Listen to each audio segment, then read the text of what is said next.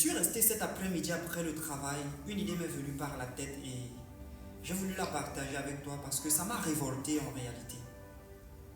Je sais que tu veux des prestations, je sais que tu vends des services, je sais que tu recherches des multinationales ou des personnes à qui tu vas vendre ces services-là. Et si un jour tu te retrouves en face du représentant d'une grande multinationale, on a apprécié ce que tu offres, on a apprécié la qualité, on a apprécié la valeur ajoutée qu'il y a derrière. Mais à partir du moment où il faut maintenant faire valider le contrat, on te donne un chèque et on te demande merci ton prix. Qu'est-ce que tu mets comme prix? On t'a donné un chèque, on te donne le stylo et on te dit écris là le prix que tu veux. Laisse-moi te dire que qu'importe le prix que tu vas y mentionner, la multinationale est prête à payer. Si c'est toi, qu'est-ce que tu fais? Est-ce qu'une telle chose était déjà passée par la tête?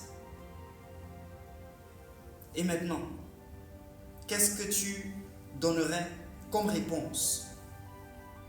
Je sais que pour d'aucuns, vous allez hésiter et pour d'autres, vous allez y mettre un prix. Et j'ai envie de vous dire que si vous y apposez un prix sur ce chèque, ça voudrait dire que vous leur communiquez l'idée ou la réponse selon laquelle vous avez un prix. Mais si vous n'y mettez rien, j'estime que comme moi, peut-être vous avez compris que vous n'êtes pas à vendre, que vous n'avez pas de prix et que vous leur donnez la possibilité de définir la valeur que vous avez pour leur entreprise ou pour leur multinationale. C'est une leçon de sagesse, je voudrais que tu la comprennes. Parce que une seule chose que tu dois garder secrète et jalouse, c'est ta dignité et ta fierté personnelle.